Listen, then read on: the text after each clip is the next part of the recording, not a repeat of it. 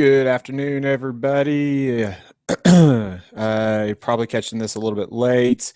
Just wanted to go over everything tonight as far as the games and exactly everything that could possibly come up. We've got a weird night just because of the fact that we've got Clayton Kershaw coming today, or not Clayton Kershaw. I'm sorry.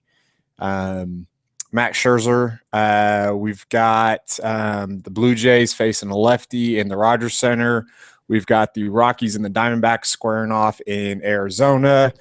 And we have a semi decent pitching slate tonight. So got a lot to go over.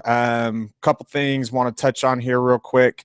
I'm going to be doing some research on exactly I've been kind of testing some stuff out here. I will be starting a daily podcast that you can start to download. It will take the place of these videos. That way you can download them and listen to them at your own leisure.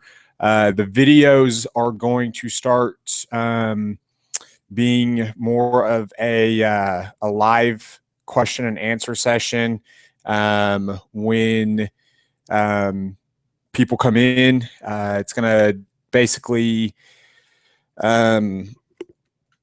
focus around what our tool is what our tool is kind of focusing on this the day and during the slate and everything. Kind of some rumblings and grumblings that are going on in MLB, what's kind of going on, and how everything is kind of looking throughout the day. So we've got 7 games tonight. Obviously, we've got some situations that we need to address as far as whether or not you want to pay up for Max, whether you want to fade Max and play some bats, or kind of what else you got to do. Hope everybody had a great morning as far as games are concerned. FanDuel League right now is find it here is full. So looks like the unit is going to try to defend his title tonight, and hopefully for the sake of parity, he doesn't go on a strong run. I would love to be able to take that down once, just so you guys have some validation that I actually do know what the heck I'm talking about. I've been kind of running some different scenarios and stuff out there. I don't play a lot of the 15 to 20 man leagues. I do play a lot of GPPs and cash games. I try to keep my head-to-heads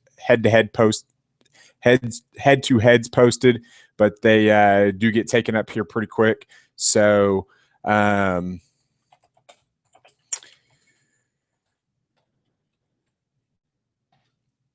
spreadsheet here is updating. This is scheduled for an hour. I might extend it and hop back on after it ends just to see, depending on who's all in chat and everything, to answer some questions. As lineups get released, we'll kind of break everything down.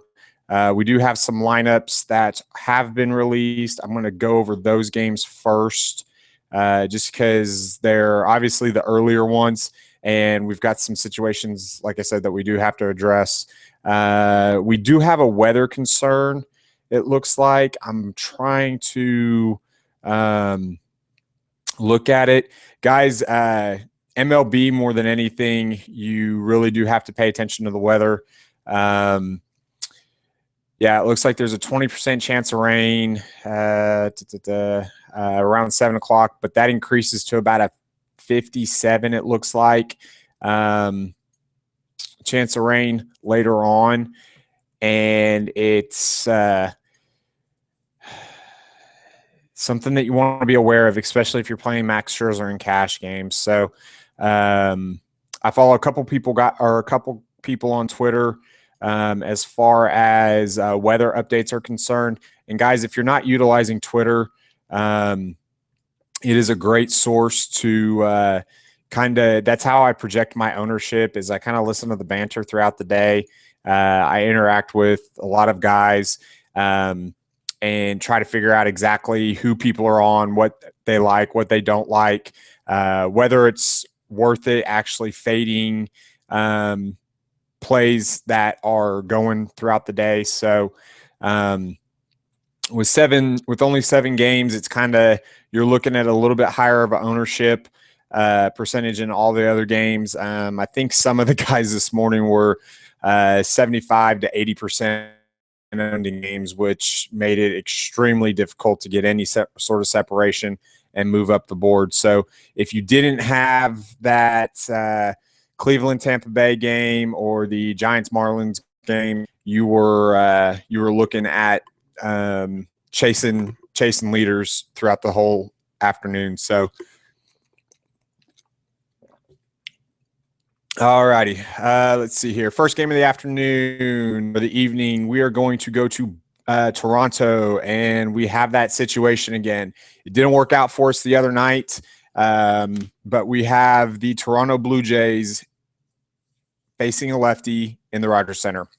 I actually kind of like the way that it's been going the last couple days, just because of the fact that it has decreased Josh Donaldson's price on FanDuel over the last couple days. He hasn't done very well. He's $1,300 cheaper on FanDuel than he is on DraftKings. So you obviously get a gap as far as the pricing is concerned, but Josh Donaldson is he's a plug and play for me tonight. Excuse me. Let's see here. I did make a lineup with on FanDuel, and this was just kind of down. I believe actually it's going to be the lineup that I'm playing in the league tonight. You will see it. Oh, no, it's not. I'm sorry. But I do have a Max Scherzer, Paul Goldschmidt, and Josh Donaldson lineup. It is quite funny because of the fact that it's going to be one of those that I'm going for the jugular. It's a qualifier to Chicago. I'm going to hopefully get in there. I've missed all the live finals. I've always finished out of the last couple ones. I've always finished within the top 10 at least one of the qualifying events. So I'm hoping that this will be, because it's going to be a little odd, because if you do this, you exactly $2,200 available for everybody else. So this is where I'm really, really going to rely on the optimizer, because it's going to allow me to just go ahead and plug and play. Or not plug and play, but input everybody that's in there.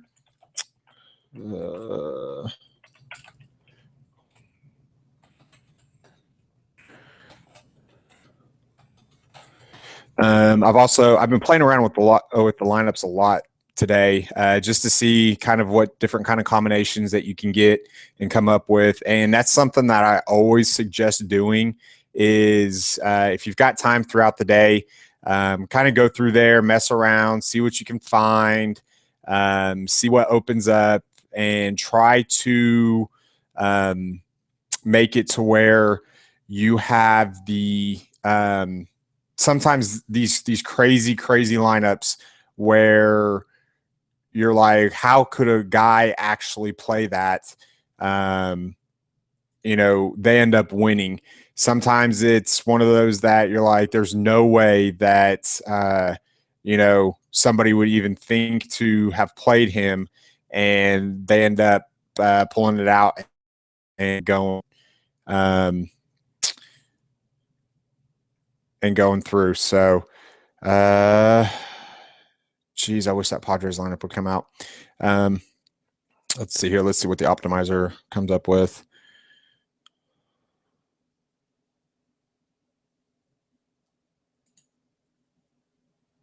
Ooh, that's because I spelled his name wrong.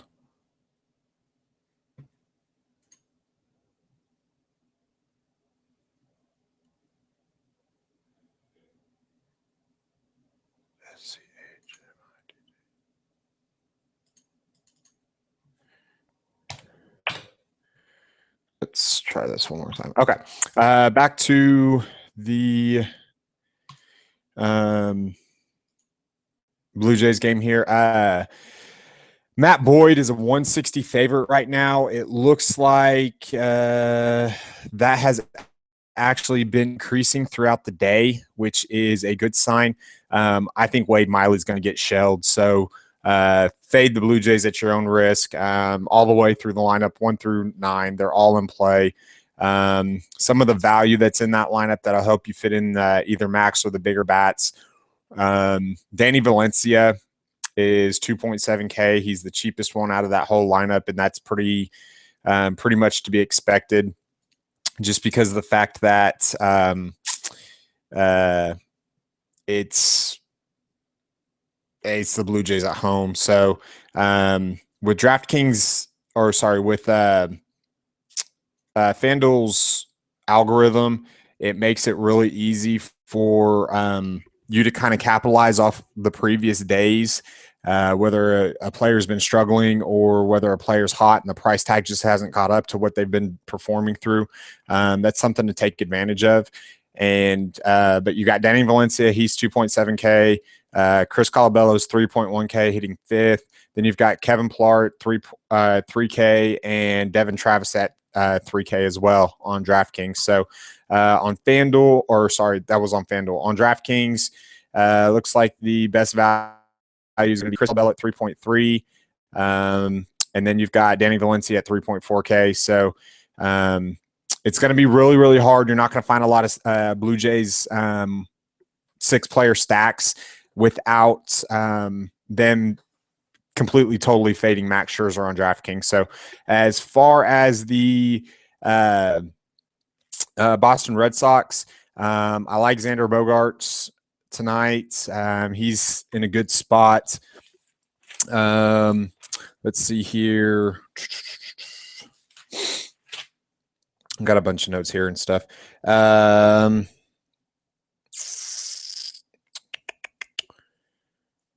I like Devin Travis, actually, a lot for a second base spot as far as the Blue Jays.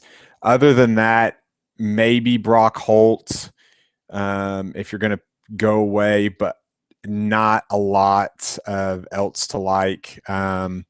Brock Holt's one of those guys. He's either going to, if he gets on, he's going to make some stuff happen.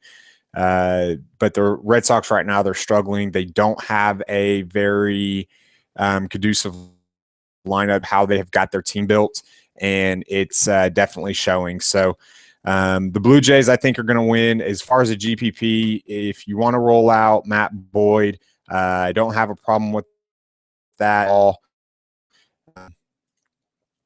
But you have you've got to hope that something else kind of happens.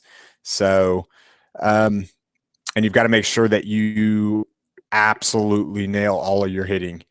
It'll allow you to kind of roll up on or load up on some bats, but it is something that is definitely worth a risk as well, especially if Max Scherzer goes out and he only gets 15 to 17 points. Then you could be in a really, really good spot. You've got to all you're looking for from Matt Boyd is around 8 to 9 points, because he's only 5.3K. That allows you to load up on some bats, and he's a heavy favorite. So GPP, I don't mind it at all. So okay, the next game is going to be Giovanni Gallardo and the Texas Rangers going off against, let's see here, Kevin Gossman and the Baltimore Orioles. The Orioles are a -117 favorite, and this total is at a 8.5. It looks like looks like Gossman that game has actually gotten closer than what it was originally projected.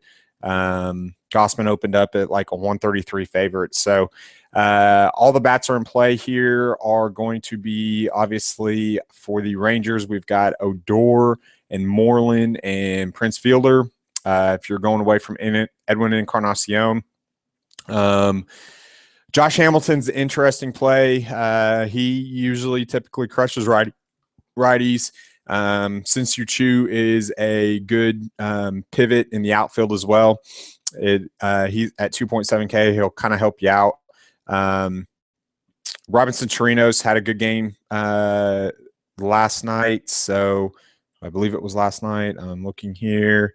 Yeah, he had a walk, and so it wasn't a good game. It was 2 games ago that he had a good game. He had two hits and a home run and an RBI. So he is definitely in play if you want to go down that route. So let's see here.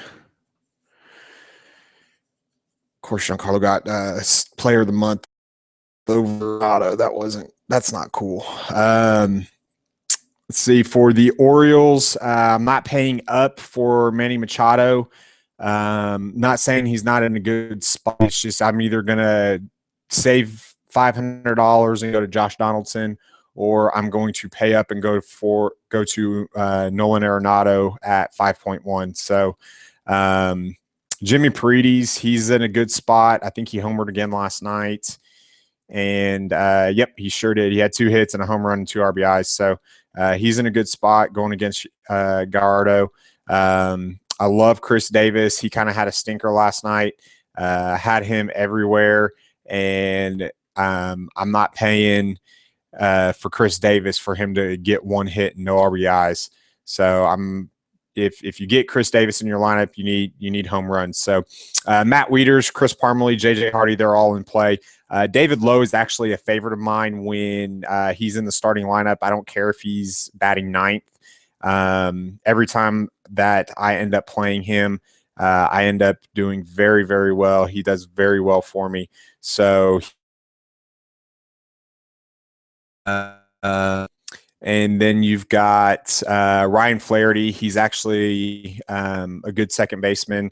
As long as he comes up with guys on base, he more than typically tends to produce at that spot. So that's something I'm always looking for, is since I'm going to be having Blue Jays in my lineup and I'm going to be on another game as well, kind of saving some money with a game with a high total, looking towards the bottom of those lineups. So next game we've got is the game of the night. We've got the Washington Nationals and the Atlanta Braves. We've got Max Scherzer going off against Manny Benuelos.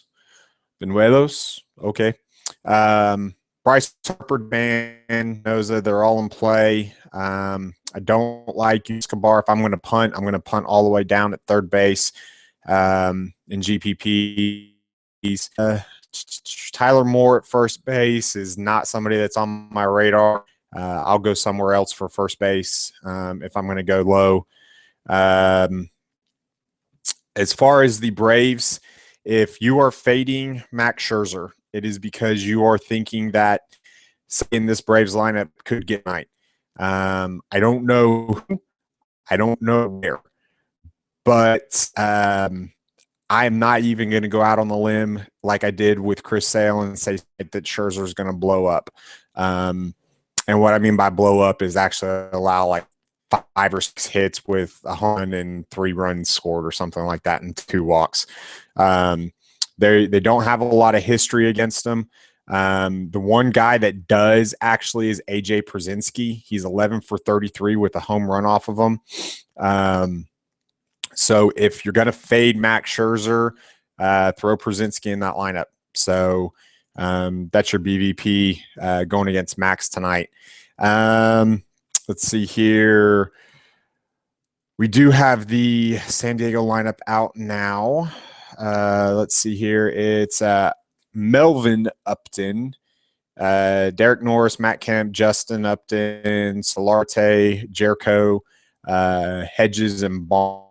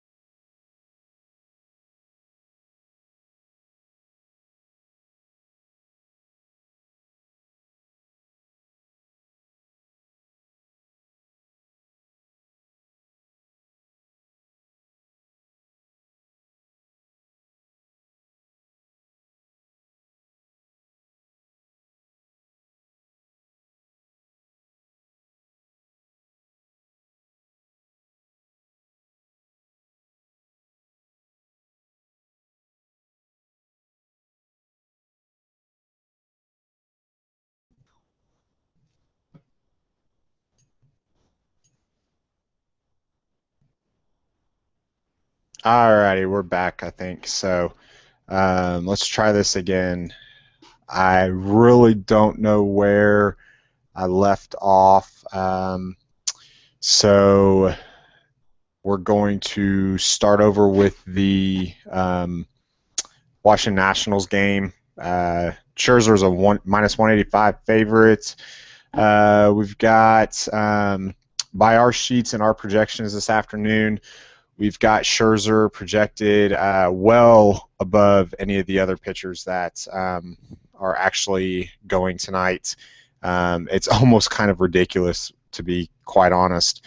Of course, depending on your settings, a lot of it's going to be based off of recent history. But he has been the best pitcher in baseball for the last 4 or 5 starts now. So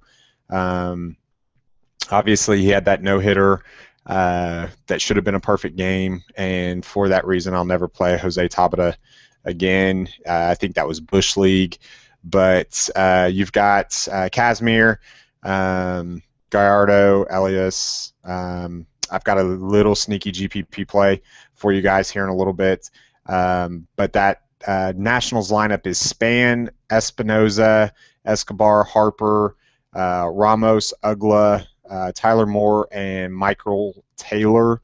Let's see here. Bryce Harper's always in play, but he's expensive, and to be quite honest, he hasn't been hitting the home runs like he was.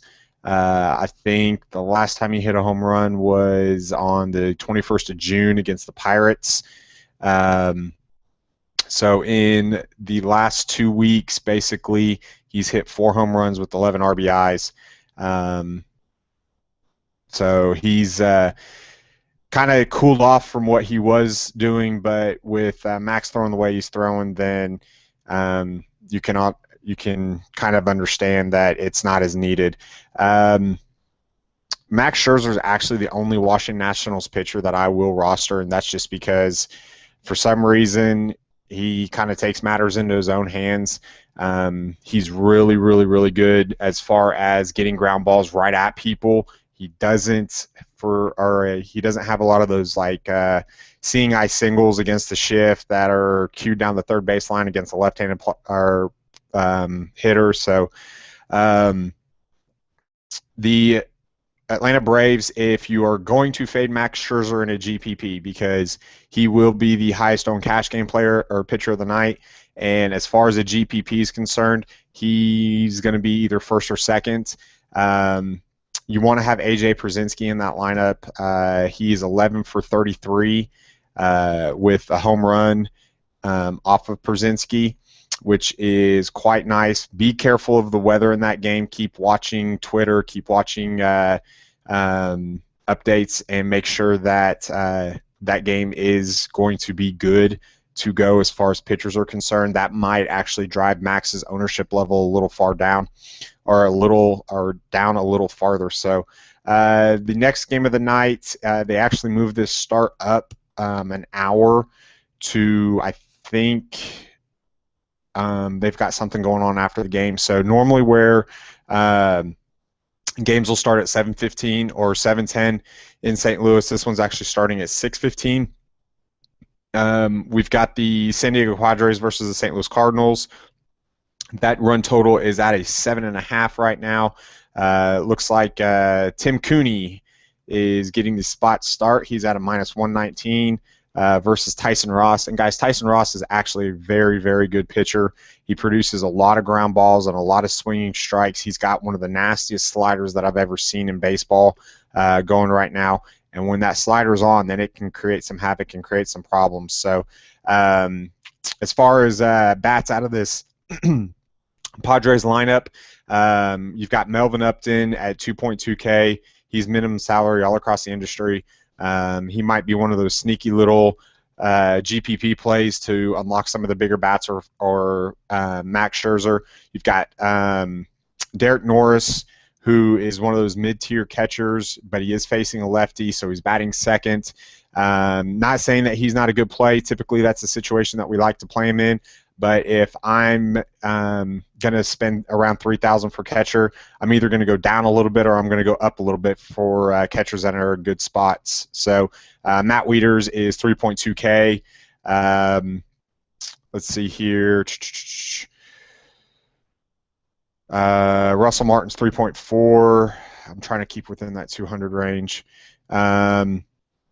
You'll have Nick Hundley, he's 2.8K, so I can go down there. Wellington Castillo is right there at 3K. He's in a better spot. So if I'm going to pay 3K, it's not going to be for Derek Norris.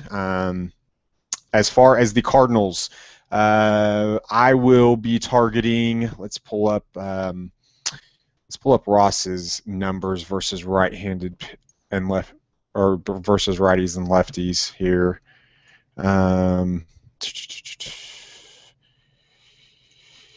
Let's see here. Tyson Ross has a 346 WOBA versus lefties and a 271 WOBA versus righties. He's only allowed 3 home runs this year, so that's really, really good. But he has a whip of 1.45, so he tends to walk people. And unfortunately, with this Cardinals lineup, if you tend to put free people on base, they tend to hurt you in a lot of different ways. So, Matt Carpenter, Colton Wong, they're both in play. Johnny Peralta actually crushes right-handed pitching. He's better versus lefties, but he's batting third. Jason Hayward is going to be one of my top outfielders of the night. Yachty, he was starting to make a little bit of a turn, and then he came back down to earth. Let's see here. We've got Grichuk. Grichuk actually is got a 314 ISO versus right-handed pitching this year. And then, of course, Mark Reynolds. He's always either a strikeout or a home run. So Peter Bourjos might not be a bad little play, just because if he gets on, then he's going to get sacrificed over by the pitcher spot. But then he's got, Wong, Carpenter, Peralta, and Hayward to drive him in. So be careful about Bourjos. He's definitely not cash game playable, just because of the fact that he could end up pitch hit for later on in the game. So next game we're going to go to here is going to be the Minnesota Twins versus the Kansas City Royals. Chris Young is actually a -147 favorite. It looks like that has stayed relatively around the same. We've got a 7.5 run total versus Kyle Gibson and the Minnesota Twins. Miguel Sanu is not available in the player pool in case you were wanting to play him. He's batting 6th for the Twins. But like always, if you're gonna play Royals, they're going to need to be those one in a lineup, one in a lineup, one in a lineup, unless you're rolling out a full Royal stack to try to get that production. Chris Young is actually my top GPP pitcher of the night.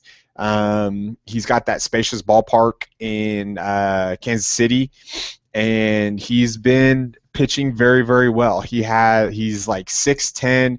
He has a downward angle to where players end up, especially right-handed batters, end up just beating the ball into the ground. What's crazy about it is if you look at his splits, he's actually got a 283 WOBA versus left-handed batters,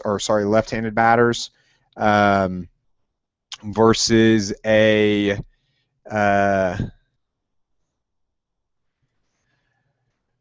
238 WOBA versus left-handed batters. Versus righties. So he is one of those reverse splits guys that is actually a lot better versus righties than he is lefties. He does allow some power. He will get hit. He is a fly ball pitcher for the most part, especially the left-handed bats.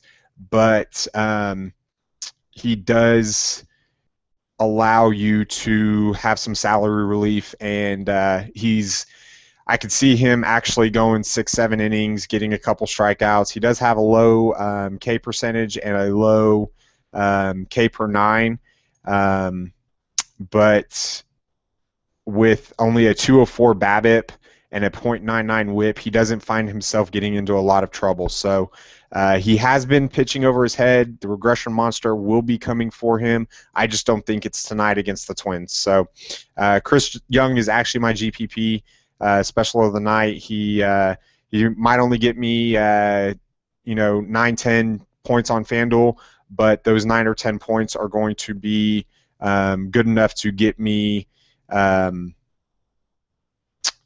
salary relief to where I can get my bats. So his last couple games, besides the one against the Red Sox, he actually has 13, 14, 12 fantasy points along with that negative in there. So he's averaging right around, it looks like, 6 1/3 innings pitched over his last 9 or 10 starts. So he's very good, and he did just face the Minnesota Twins on the 9th of June. He threw 6 1/3 innings, allowed no runs, struck out 2, actually walked 3, but only allowed 1 hit. So that was good for 12.33 fantasy points on FanDuel. So he is somebody that I will be turning to in order to unlock some salary relief to be able to fit some bigger bats into my lineup that have the ability to go haywire. So next game, lineup is not out for the Colorado Rockies, but as you know, I'm a Rockies fan, so I could probably tell you what it's going to be tonight. We've got the Rockies versus the Arizona Diamondbacks. Jeremy Hellickson is actually a -144 favorite. That is not indicative of his talent or his ability to maneuver through a baseball game. It is just due to the fact that the Arizona Diamondbacks are at home and the Rockies are on the road. So if this game was in Coors Field, I feel with these two pitchers it'd be completely opposite and flip-flopped. So this is a total of 9. It has gone down, and so it's kind of one of those things that you got to kind of watch.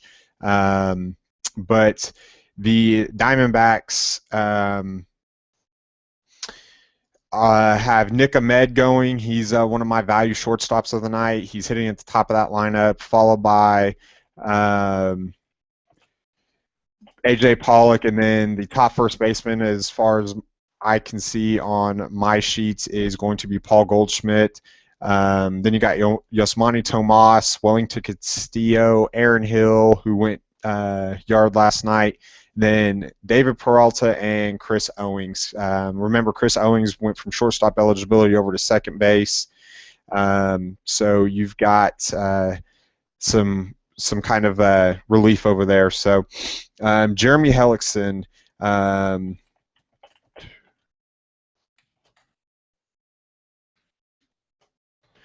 You've got Jeremy Hellickson here.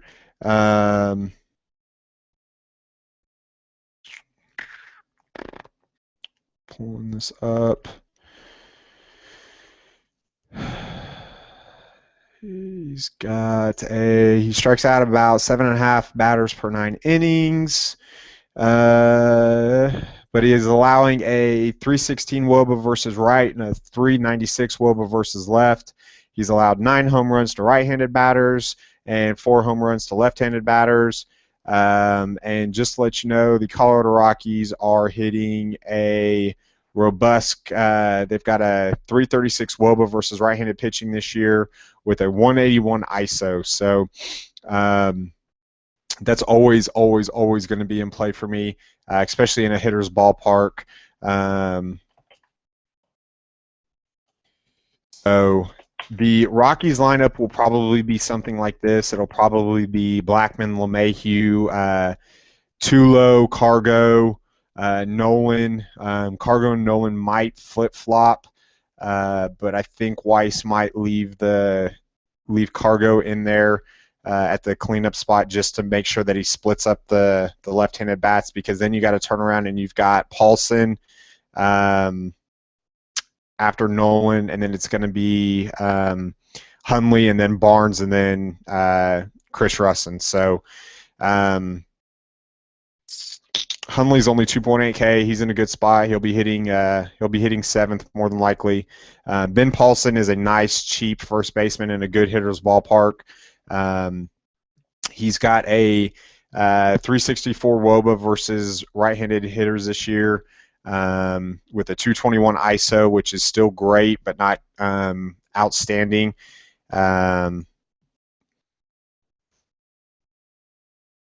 And then he's slugging 503. So let me answer this.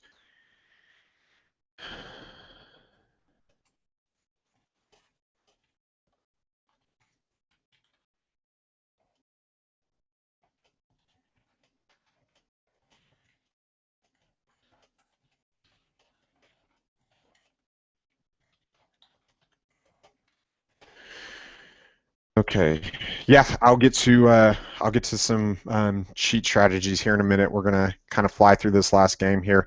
So everybody's in play as far as the Diamondbacks. It should be a high-scoring game. It typically usually is when these two teams get together, and it really honestly doesn't matter if it's in Coors Field or Chase Field. So I don't like Chris Russin in this spot. Paul Goldschmidt, he's kind of like the Josh Donaldson of the National League. Anytime he's he's facing a lefty at Chase Field, then he's a borderline plug and play. The problem is you're going to have to pay up to get him.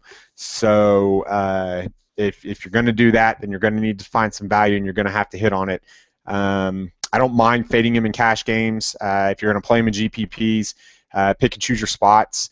But it's one of those situations that he has thrived upon over the last couple years or so, since he's really busted onto the scene.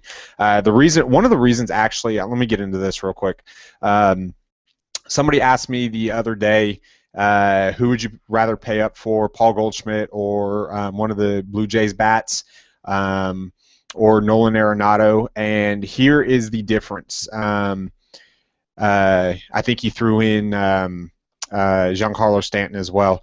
All those guys that are over 5K, you have to have a separator, or whenever they get to that point, the expensive bats, you have to have a separator. There has to be a reason why you fade one and go with the other in certain matchups. And one of the things that I like about Paul Goldschmidt is he hits for average, he hits for power, and he actually steals bases as well. I believe he's got 8 or 9 this year. He had 2 in one game against the Dodgers a couple games ago. He's He's got 5 stolen bases in the last 2 weeks, so he actually runs as well. So that's one of the separators. If I've got a 5-point, if I had to choose between Nolan Arenado, who I love, and Paul Goldschmidt, I'm going Paul Goldschmidt if I can't put them both in my lineup and feel comfortable about it, because of the fact that Goldie actually steals bases. So as painful as it is, I've kind of learned the first half of the MLB season that I can't fade somebody just because they're playing against Colorado because of the situation that they actually have. Normal people get to say, okay, I'm a Royals fan, I'm going to fade a good player in this spot because they're going against my team, and have just as good as situations in other spots at that position. I'm unlucky enough to be a Rockies fan, so I don't get that. If they're in a good spot, usually it's because they're in Coors Field or because we have horrible pitching, and I don't have that luxury of fading somebody because of that, because somebody might be in just as good or a better situation.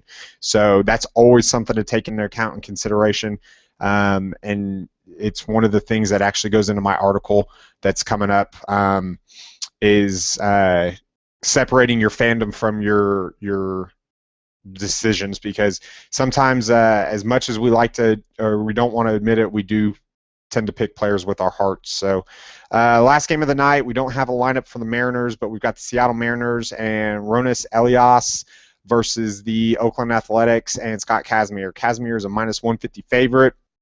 He's my third-ranked pitcher on the board tonight. You got Ronis Elias, who's a severe underdog. And the A's are always going to be that sneaky stack. If I'm going with A's bats tonight, it's going to be right-handed batters.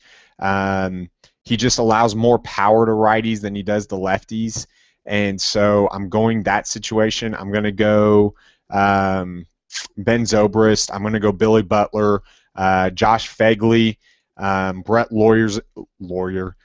Lowry is in a good spot.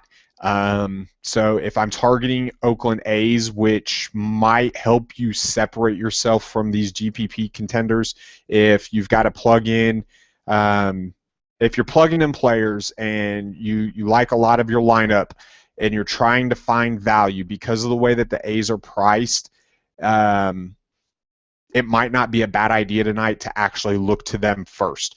Reason I say that is the 2 most expensive players on that roster right now that are in the starting lineup are Stephen Vogt and Billy Burns. Okay, so you can get Zobrist at 3.3K, Butler's 2.6K, Phegley's 3K. Josh Reddick, he's 3K. Lowry's 3K.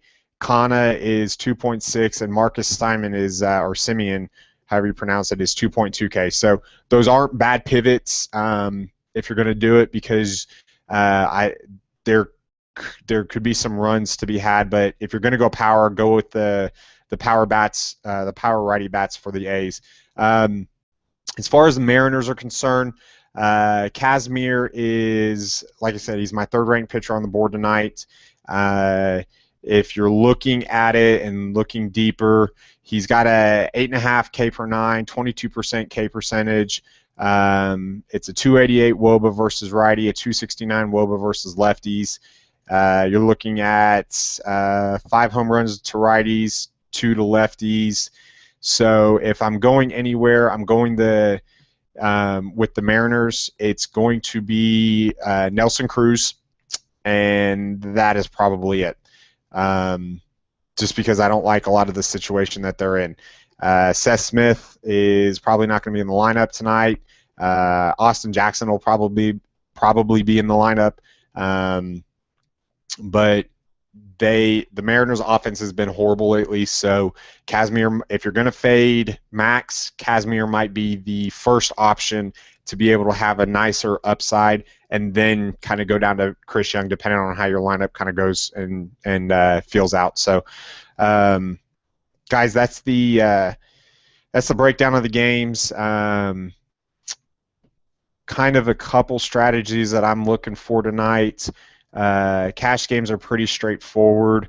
I've got a cash game lineup right now through the spreadsheet. Let me X out of that here, save that, X that. I've got a cash game lineup right now.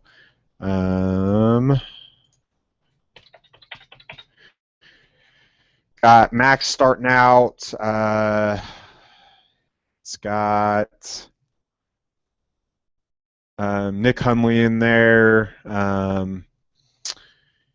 It's got Parmalee in there. So the spreadsheet really obviously it likes Blue Jays. It's got Edwin Encarnacion, Danny Valencia. If you start looking through some of the best projected values of the night, you're looking at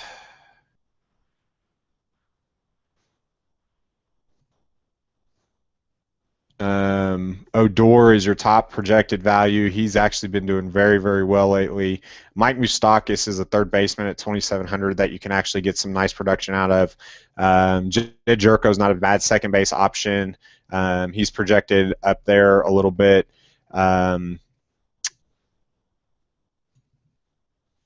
Solarte is projected up there. The problem with Solarte is he doesn't hit for power.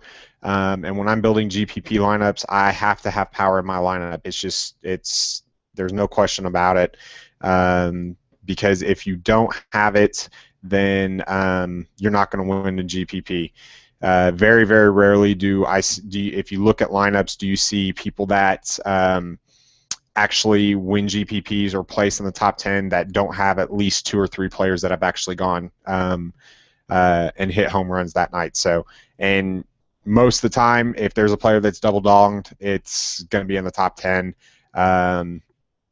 Every single player in the top 10 is going to have them. So, unless they just have somebody that just came out of nowhere and is like less than 1% owned. So, guys, looks like it's going to be it for today. I've got some thunderstorms rolling in, and I'm afraid I might lose internet connection. So the FanDuel League is filled up today. I was really, really happy. I liked the fact that it got filled up so quickly. So what I think I'm going to start doing is I posted it last night.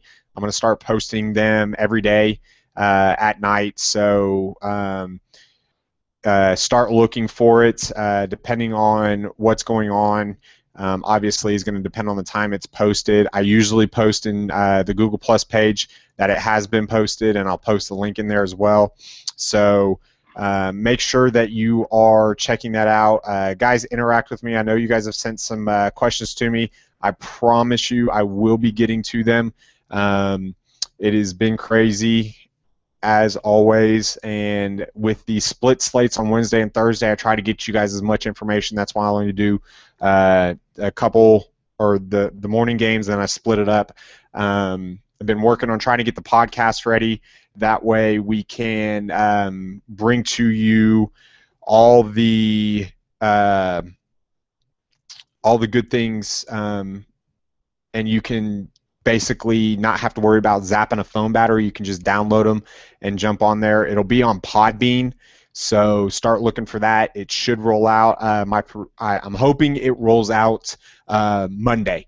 So I'm going to work on that over the 4th of July. Don't have a lot of big plans, so just to shoot some fireworks and hopefully not blow myself or my wife up. So guys, I want to say good luck to you tonight. Hope you guys are having productive and enjoying everything that I'm trying to bring to you. And it will be out kind of early. It will have, let me look at tomorrow's slate here real quick for you guys.